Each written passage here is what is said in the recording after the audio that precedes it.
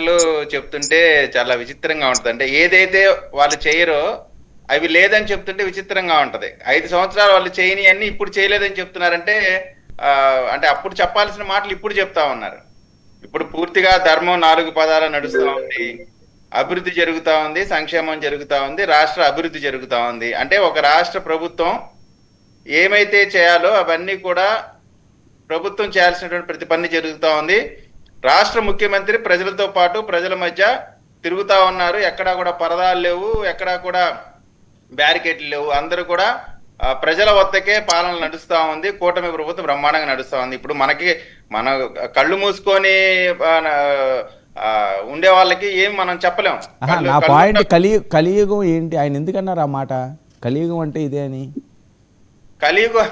కలియుగం అని ఎందుకన్నారంటే అది ఆంజనేయ రెడ్డి గారు చాలా బాగా చెప్తారేమో, ఆయన వెర్షన్ తర్వాత తీసుకుందాం. కాదు సార్, వారు ఎందుకంటే మెయిన్ గా కలియుగం అని ఎందుకు అంటున్నారంటే, నేను నా బటన్ నొక్కినా కానీ నాకు ఓట్లే లేదు, అధికారం ఏమో మారిపోయింది, ఆయన ముఖ్యమంత్రిగా లేకపోతే కలియుగం, ఆయన ముఖ్యమంత్రిగా లేకపోతే చట్టం ధర్మం న్యాయం నడవట్లేదు, ఆయన ముఖ్యమంత్రిగా ఉంటే. సరే ఏంటి 3 ఏళ్లలో ఎన్నికలు అంటున్నారు ఏంటి? 3 ఏళ్లలో మేము అధికారంలోకి వస్తామంటున్నారు. ఎన్నికలు కూడా కాదు, 3 ఏళ్లలో అధికారంలోకి వస్తాము, అప్పుడు అందరి పని చెప్తాము, అందరికీ సరి చేస్తాం.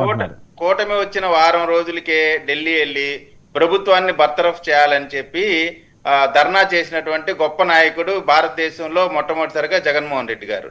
అటువంటి నాయకుడు 3 ఏళ్ళు అంటాడు, నెల అంటాడంటే వాళ్ళ క్యాడర్కి ఒక ఆశను చూపించి రేపు వస్తుంది, ఎల్లుండి వస్తుంది, సంవత్సరంలో వస్తుంది, 2 సంవత్సరాలు వస్తుంది. ఎందుకంటే అందరూ కూడా ఎక్కడెక్కడ కాడి పడేసి వదిలి వెళ్ళిపోతా ఉన్నారు, లేదా ఉన్న వాళ్ళేమో జైలుకి పోతా ఉన్నారు. ఉన్న వాళ్ళందరూ కూడా ఎన్ని రకాల దోపిడీలు చేయాలో, ఎన్ని రకాల దారుణాలు చేయాలో కడుపు నిండా చేశారు. ఆ దారుణాలు అన్నీ చేసి ఈ రోజున వాటికి సంబంధించి చట్టం ముందు దోషులుగా నిలబడతా ఉన్నారు. కాబట్టి ఇప్పుడు దాని నుంచి బయటపడేటువంటి అవకాశం లేదు. కాబట్టి రాబోయే రోజుల్లో జగన్మోహన్ రెడ్డి గారి అరెస్టు కూడా తథ్యం అనేటువంటి పరిస్థితులు కనబడతా ఉన్నాయి. కాబట్టి క్యాడర్కి ఒక నమ్మకాన్ని, విశ్వాసాన్ని కలిగించి ఒక ఎమోషనల్ బ్లాక్మెయిల్ చేస్తా ఉన్నారు.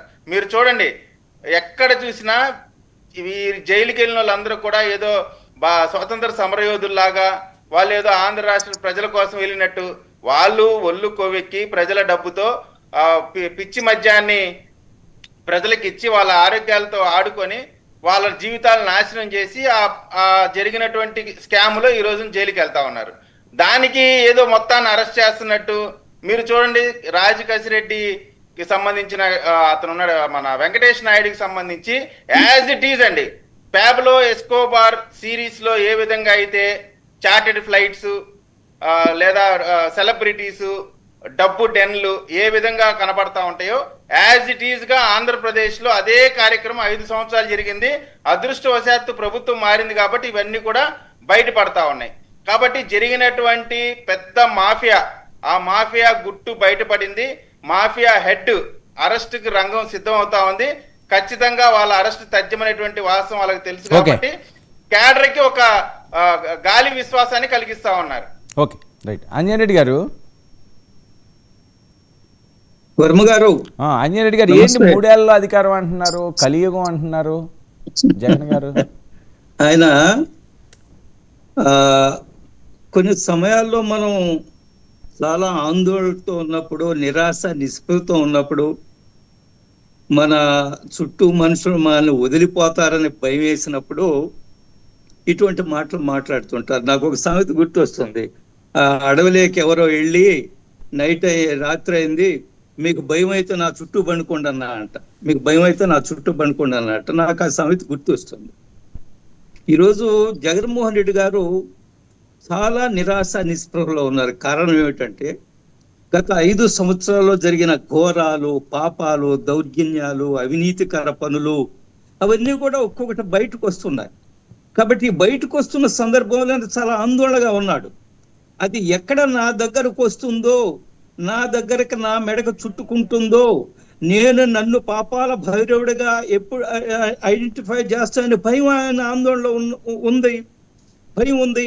అందుకనే ఆయన యొక్క నాయకుల్ని, ఆయన యొక్క పార్టీ కార్యకర్తల్ని ఒక విధమైన ధైర్యం కల్పించి, మీరు భయపడొద్దు, మనమే అధికారానికి వచ్చేది, మీరు ఎక్కడికి వెళ్ళొద్దు అని ఒక విశ్వాసం కలగజేయడం కోసం ఆయన ఈ విధమైన మాటలు మాట్లాడుతున్నారు.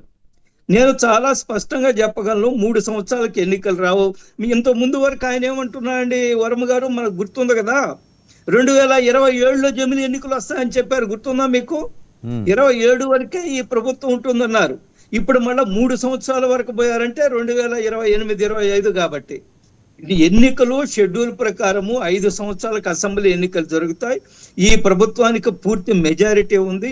ఈ ప్రభుత్వాన్ని దించే శక్తి ఎవరికీ లేదు. నాకు బాగా గుర్తుంది, చంద్రబాబు నాయుడు గారు 2014లో అధికారానికి వచ్చినప్పుడు జగన్మోహన్ రెడ్డి గారు వచ్చిన 1 సంవత్సరంలోనే ఏం మాట్లాడారంటే, నేను తలుచుకుంటే ఈ ప్రభుత్వాన్ని ఇప్పటికిప్పుడు కూలగట్టగలను అన్నారు. ఇవన్నీ కూడా రికార్డు మనకి చరిత్ర చెప్తూ ఉంది. ఆ మాటలు ఆ రోజు మాట్లాడారు. ఈ రోజు కూడా అదే ధోరణితో మాట్లాడుతున్నారు. ఎందుకనంటే ఆయన పరిస్థితి అగమ్య గోచరంగా ఉంది. ఏ